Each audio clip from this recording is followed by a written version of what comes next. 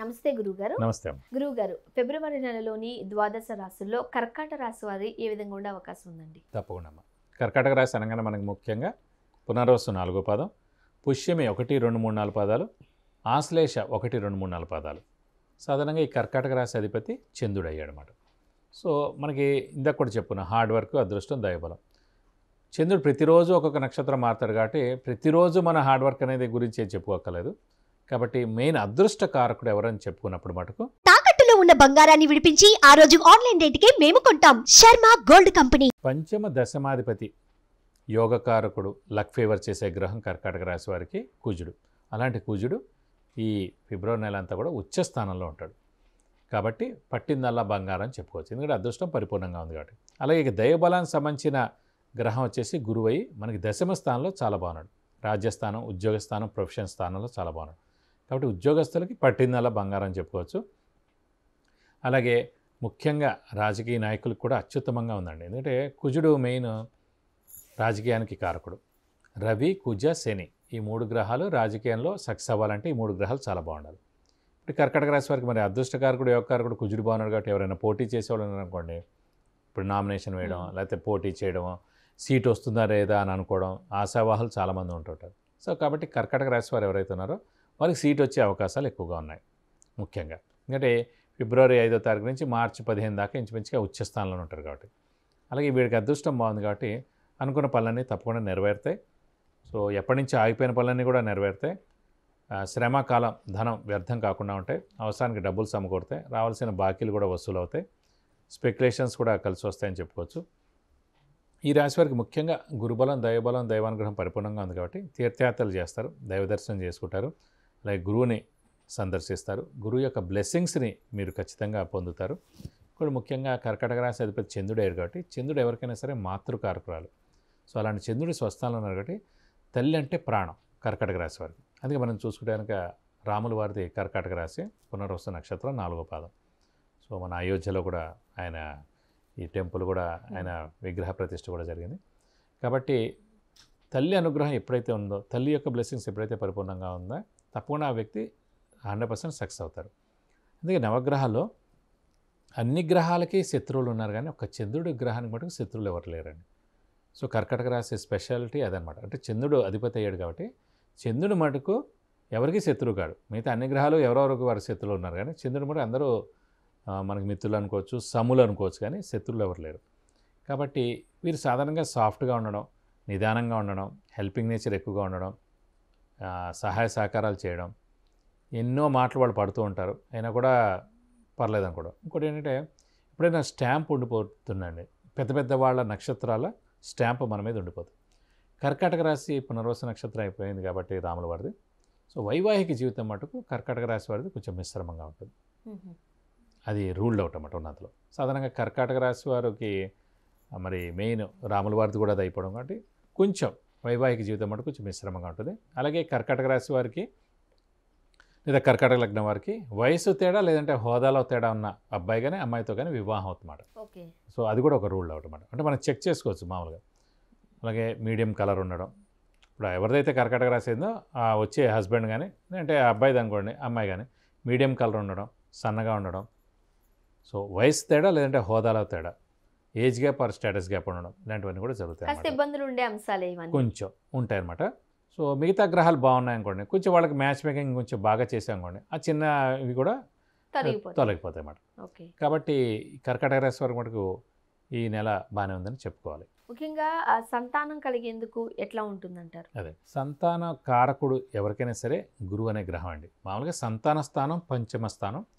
సంతాన కారకుడు ఎవరికైనా సరే అంటే పంచమ స్థానాన్ని చూడాలి. సంతాన స్థానం పంచమ స్థానంలో ఏ గ్రహం ఉన్నారు, పంచమ స్థానాన్ని ఏ గ్రహం చూస్తున్నారు, పంచమ స్థానాధిపతి ఏ స్థానంలో ఉన్నారు, ఈ 3 ఎన్ని చూసినా గురువు అనే గ్రహం అసలు బాగున్నాడు లేదో చూడాలి. ఎందుకంటే గురువు అనే గ్రహం బాగుంటేనే సంతానాన్ని ఇస్తాడు లేదో తెలుస్తుంది.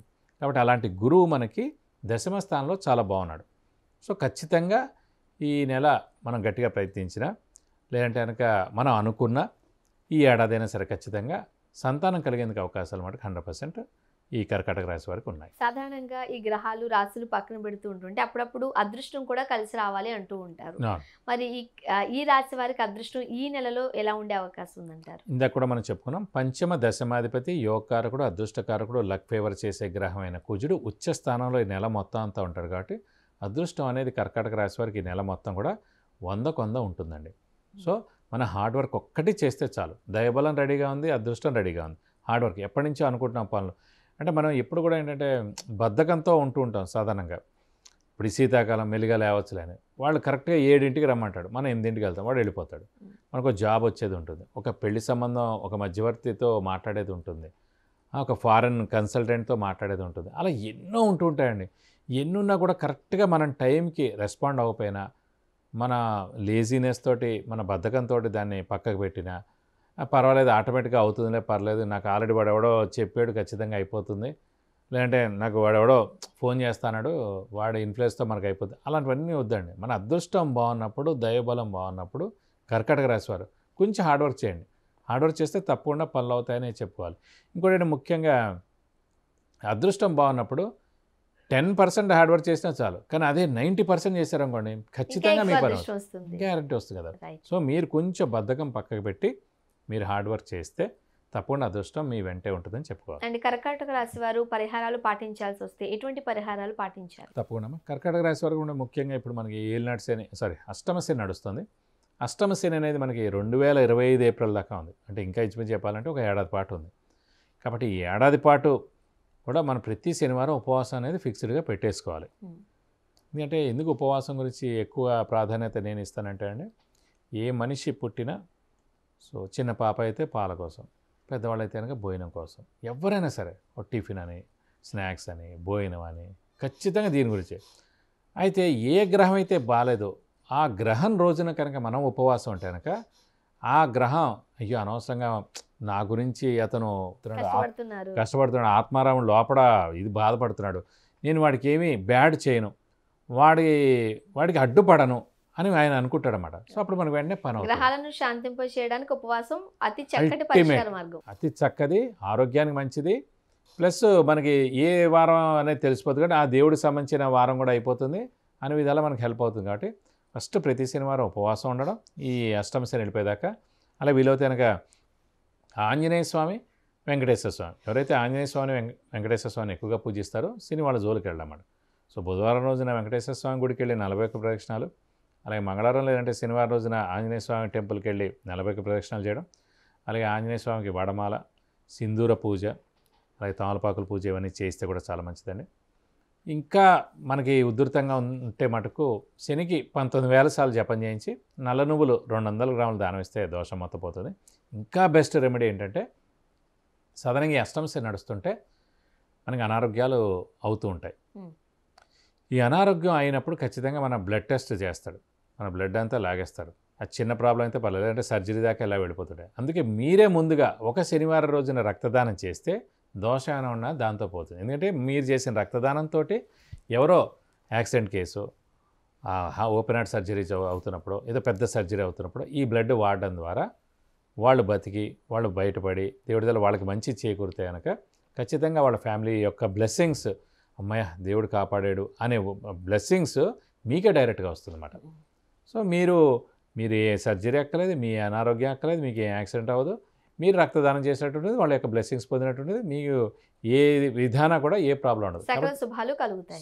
కాబట్టి ఒక చిన్న రక్తదానం ఒక శనివారం రోజు చేస్తే చాలా మంచిది. అది కూడా చిన్నపిల్లలు వద్దు, మరి ఏజ్డ్ వాళ్ళు వద్దు, అనారోగ్యవంతులు వద్దు, మీడియం అంటే మధ్య వయస్కులు వాళ్ళు ఎవరైతే ఉన్నారో వాళ్ళు చేయగలిగిన ఇది ఉంటే కనుక ఖచ్చితంగా మీరు రక్తదానం చేస్తే మటుకు ఎలాంటి దోషాలన్నా కూడా అన్నీ తొలగిపోయి మీకు అన్ని విధాల సకల శుభాలు కలుగుతాయని చెప్పుకోవచ్చు. గురువుగారు, ఫిబ్రవరి నెలలోని ద్వాదశ రాశుల్లో కర్కాటక రాశి గురించి అలానే చక్కటి పరిష్కార మార్గాలు తెలియజేశారు. ధన్యవాదాలు. నమస్కారం.